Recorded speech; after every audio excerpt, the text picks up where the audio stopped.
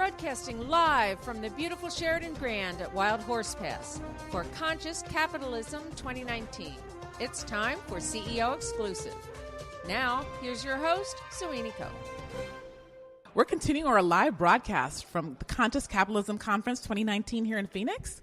You're listening to CEO Exclusive, and I am really delighted to have in this segment Professor Raj Sisodia. He's the other co-author of the Conscious Capitalism book, like the book that launched the movement, one of the books that launched the movement, and he's also a professor at Babson College. So welcome to the show, Raj. Thank you, Sohini. Happy to be with you. Yeah.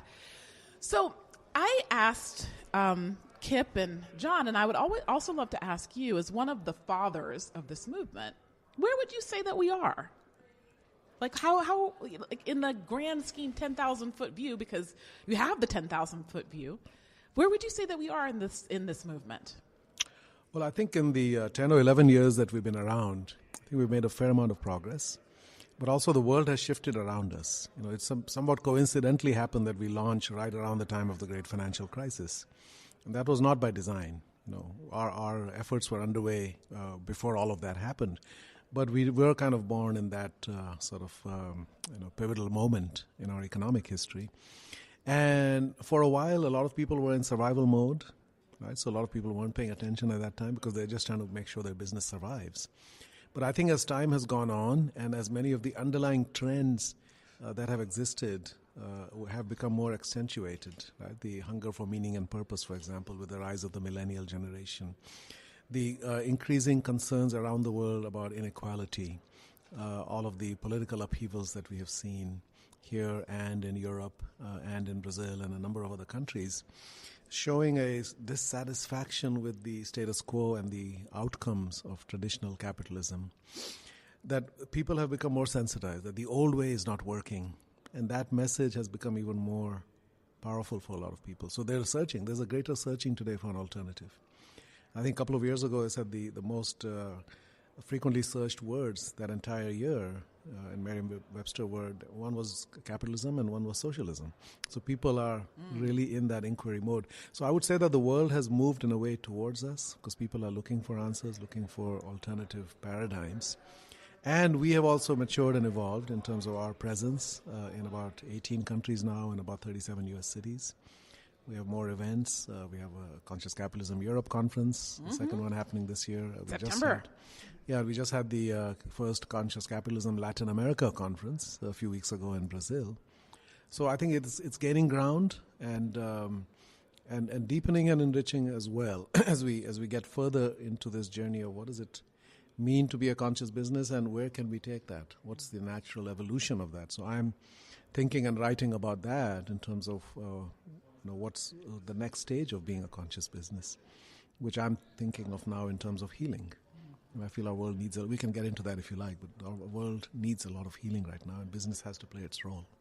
Yes, I would love to talk to you about healing. But let's go back to a comment that you just made, because it's come up almost as a theme, I would say, of this conference and the conversations I've had, is this reaction from socialism. And so what do you say to people who are searching and who are thinking that socialism is an answer to some of the societal ills that they're observing in the economic system now? Yeah. The diagnosis is correct, but the prescription, unfortunately, is not going to work. Socialism has this sort of enduring appeal, this kind of a romanticism to it. There's a Robin Hood, right? Yeah. The Robin Hood thing. Yeah, it's I like the way Jonathan Haidt, who's a professor at NYU, frames it, that capitalism promises and actually delivers on this idea of dynamism, right? It's about creative destruction, it's about innovation, it's about the best thing winning, right? But within that there's winners and losers, and there's upheavals, and there's things that are made obsolete and so forth.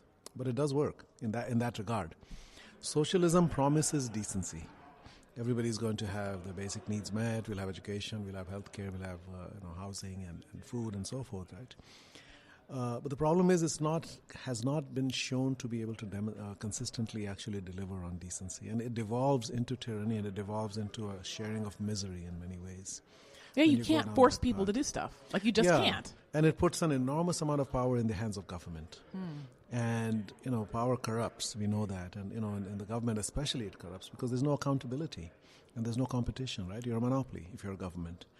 And so, that's human nature, and that's our historical experience, that any form of socialism really hasn't worked if you really look at overall human flourishing. So what we want, however, is we do want decency. We don't want to give up on decency, but we are given this bipolar choice. That either you can have capitalism with all its dynamism, but no real emphasis on decency, and hence the tremendous income gaps and sort of the victims and exploitation. What we heard today, like 100 million Americans living paycheck to paycheck, in the richest country in the world at a time of economic boom. 2/3 of our people, literally full-time employees, are living, barely surviving. So we think that that's one choice, and the other choice is all the way to socialism. But what we really want is dynamism with decency. And we think the answer for that is to evolve. We need to celebrate, but also then elevate capitalism. Because capitalism is rooted in fundamental human instincts and capacities in a positive way, right? Socialism, which can lead to communism and government dictatorships, is kind of a system of tyranny. It's almost a system of slavery in a way, and it saps people of their motivation. So what we need to do is to build this on human freedom and dignity, and give people the opportunity through that to actually express themselves and create value for each other, and do it with consciousness so that we're not creating conditions where people are being used and exploited and abused for some people to make money. So we need to, as I said, recognize the power that capitalism has, what it has done, even with its flaws. Mm-hmm. All the negative things that we can talk about. The fact is that billions of people have been lifted out of extreme abject poverty, and probably billions of people are alive today because of it. They would not have survived under the old system. We would not have had enough food, or we would not be able to sustain life in the way that we have. But we are today, for the first time, I think, in our existence as a species, facing an existential threat. I like to use the phrase from Mark Twain, it was the best of times, it was the worst of times. And that indeed is true today. It is the best time in human history to be born a human being. You have better chances of being educated, of having a meaningful life, of having all the kinds of things, being safe, not being killed, not dying an early death from disease. All those things are true. But it's also the worst of times, because we face an existential threat to our very survival on this planet. And which direction we're going to go depends on how we rethink business. If we continue down the path we're on, we will destroy, everything that sustains life in the pursuit of those profits, for some people. But if we change it, then this is the system that harnesses human ingenuity and human passion and human energies in a way that will address all the challenges. All the answers are actually already with us. We just have to create the systems where we can actually scale those and deploy those. Even the business case is pretty strong. There's a wonderful new book edited by Paul Hawken called Drawdown, which is 100 solutions to reverse climate change, not just to halt it or slow it down. And 80 of them are shown already to have economic viability and technological feasibility today. And the other 20 are just around the corner. Right? So everything from energy to food to transportation to housing, everything. We've got, as the expression goes, the future is already here. It's just unevenly distributed. Right? So we have to create the institutions that are going to be able to bring that, in a mass way, and that's going to be business. So these businesses that heal, so it is going to take healing businesses to do exactly what you're talking about. Yes. How do these businesses become healing businesses? Well, we say the macrocosm is a reflection of the microcosm. So it's the consciousness of the leaders of these businesses, especially the founders and the current leaders as well. If you have leaders who themselves are not healed, who are operating from a place of some kind of trauma, who are, as they say, hurt people, hurt other people, right? So they're going to use the business and sort of play out their own inner turmoil and inner lack of security, or they're operating from fear, all the kinds of things.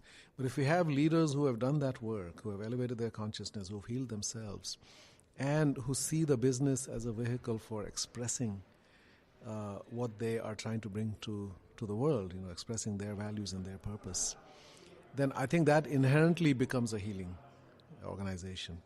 Right? So the consciousness of the leader gets multiplied and manifested through the organization. And if you are coming with a mentality or a mindset of serving people and taking care of people through whatever avenue you choose to do that, it could be food, as in the case of Whole Foods, it could be storage and organization when it comes to Container Store, it could be air travel, when it comes to Southwest Airlines, it doesn't matter what it is. But you're doing that with an orientation to truly caring for people, taking care of their needs, understanding the sources of their suffering and alleviating those, and bringing a lot of joy. Then that will fundamentally heal people in those dimensions. And I think that's the mindset. We have to, businesses operate on sort of these two engines of an airplane, right? There's self-interest, but there's also the human need to care and to express care, right? We have a capacity, but also a need to express caring. And Adam Smith, in fact, articulated that as well. I mean, he articulated the self-interest and the power of free markets, right? And individuals meeting their own or pursuing their own self-interest will end up creating the conditions where we all get lifted up. But he also wrote a book about the need to care. And these two have to go together, because we only pursue self-interest, we're going to really use and abuse people, right? But if you only care for people, then we're not going to be able to create the sustainable engines of value creation. Because if we can't sustain ourselves, we will, in caring for others, we need to be able to sustain ourselves as well. So we need to have these two things working together in the right order. We need to lead with the energy of caring, right? And make sure that our own livelihood is sustained through that, so we can keep doing it at scale. As opposed to the other way around, which is that I'm just going to use you to achieve my self-interest, right? And then pretend to care about you, but I don't really. I think if we can get that right, I think that every business can then operate in a way that is fundamentally caring and healing. So it's very interesting that you bring up the healing that has to happen at the leadership level, because that's not sexy work. Right, that's just not easy. It's profound work. It's not, and it's profound, and it's not easy. Yes. And studies have shown that somewhere between like 60 to 80% of people go through some sort of really major trauma before age 10. Yes. And so, and that's what's, I think, as you've said, is leading to people having a scarcity mindset. Is having people lead from fear. That is producing all this wealth, and on a macro level, is producing the wealth and inequality, and using capitalism for exploitation rather than service. And so, how do you think about the individual leader, the individual CEO who might be listening to this show, who's just like, I am not going to do any trauma work, like don't even go there. I'm not interested. You can't make me. I don't want to. Yeah. Well, I think, we need people who are psychologically mature, who are self-reflective, right? Who are searching for a better way to be and to improve themselves. I mean, I know that in the process of writing this book on healing, I had to go through my own healing. That realization came to me, and some people who I trust, a coach and some other people, essentially told me that. You can't be a fat personal trainer. Yeah. So don't rush to write this book. Work on yourself, work on healing, understand healing more deeply, and experience various healing modalities, whether it's going in the Himalayas or going in the Amazon rainforest or going on a silent retreat or working with a coach or having a better spiritual contemplation practices, meditation and so forth. And all of that work had a huge impact on me to be able to bring that into this work. And similarly, I think any leader, if they work on themselves, they have an obligation, they have a duty. It's not about themselves. You see, true conscious leaders are selfless. They have to transcend the narrow self. They have to be there in service of those who they lead. And that's what defines a leader. I mean, a leader who's using other people to achieve their personal goals, that's not a leader, that's a tyrant. Right? So if you call yourself a leader, that means your job is to take people to a better place. Right? And the only way you're going to be able to do that is if you for yourself are in a place. Now, that doesn't mean you're completely healed. I don't think we ever fully get completely healed, right? But that's a journey. And as long as you're on that journey and evolving and you don't stop, right? I mean, there's continual possibility. As John Mackey has said, every time he got stuck in his life, Whole Foods got stuck. Well, the company could not break through the barrier that John himself became for the company. So he had to continually work to elevate his consciousness to the next level and the next level and the next level. And that just keeps going, right? So I think people have to have that humility and that, it's fear that's actually preventing them from acknowledging this, because you don't want to confront. You don't want to open that closet and see what's inside, right? But until you do, and the wonderful thing is it will pay off enormous dividends, not only in terms of effectiveness as a leader, but in terms of your personal happiness and peace of mind and impact on your children and families and everybody else, right? Mm-hmm. So it's all connected together. The person you are is the leader you are. Mm-hmm. So you have to work on that.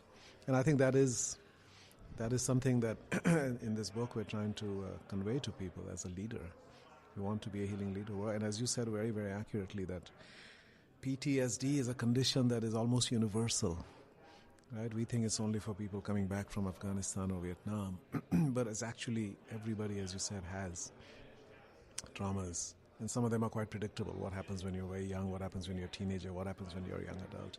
There are some passages that result in some kind of trauma, and there are ways to heal all that, right? But as James Baldwin said, not everything that is faced can be changed, but nothing can be changed until it is faced.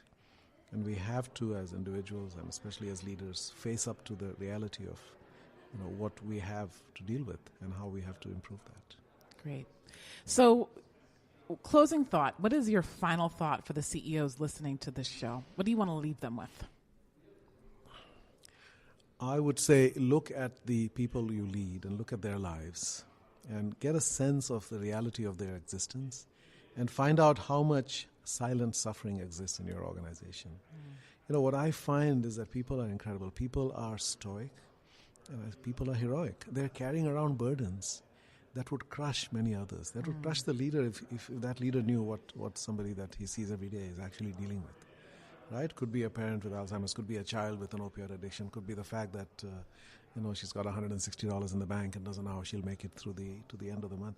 So what are those sources of stress and suffering? And find ways to surface them and then ways to help. We don't do that. In most companies, the people who are the most challenged and struggling with the biggest burden actually get the least amount of empathy and care and ways to alleviate that, right? And we have 25 stories in this book of companies that actually sought out those sources of suffering and tried to bring them to the surface and then did something about it and express their caring and allow people to express caring for each other, and the dramatic impacts that has not only on people's peace of mind, on their well-being, on all of the sort of physical symptoms that follow from having that kind of stress, but also in terms of employee engagement, in terms of productivity, in terms of presenteeism, in terms of absenteeism, in terms of healthcare costs. I mean, when you do good things, other good things result. When you do it for the right reasons, do the right things for the right reasons, and put people, front and center. So look for and alleviate sources of unnecessary suffering, and then look for ways to bring more joy into the workplace. And all along, be doing all that for yourself too. Right? Have a parallel inner journey going on while you have this outer journey going on in the organization. Great. You didn't actually tell us about the book. You said this book, but what is the book and when is it coming out? So the book is called The Healing Organization, Awakening the Conscience of Business to Help Save the World. So we're using the word conscience now instead of conscious, right? Because there is a conscience that can get numbed. Sometimes, as they say, you will see it when you believe it. And if you don't want to see certain things, we just won't see them. But if you believe that, there is suffering. So we need to awaken that conscience for people to actually, one of our leaders that we interviewed, when he found out that one of the full-time employees in his company was a single mother who had lost her apartment because the ex-husband stopped paying alimony, and she was living in a car for 2 weeks before she could turn to the company for help. And they had a program designed to help people, right? And it took her 2 weeks to even make the call. And when he saw what she wrote, she said, "I'm sorry, I just can't do this to my children anymore. I'm so sorry, but I need help." And his feeling, he said, only thing I felt was a deep sense of shame. So what kind of a leader am I? I'm running a company. She works full-time for me. She has a mother and she's homeless and she can't even tell us. Right? What kind of a culture have I created here? So that's awakening the conscience of a leader. And I think that's what we need to do. So in this book, we have about 25 of stories like that. We were in tears numerous times just writing this book, my co-author and I. And everybody who reads it is deeply, deeply impacted by it, because these are all very human stories. And then at the end of all of that, we do extract from that, like, how do we now become a healing organization? How do you become a healing leader? What are the common elements that come out of all of this? And then we end with a healing pledge, that you commit to from this day forward, not inflicting these kinds of suffering, right? And always operating from love and care. and so forth. So it's my 11th book, and I would have to say the most emotionally engaged work that I've ever been part of. I feel more connected to this and more moved by it than anything else I've done. Awesome. Well, thank you for stopping by CEO Exclusive to share it with us. I know that you're very busy and many people want your time. So thank you so much, Raj. You're very, very welcome, Sohini. Thank you for doing this.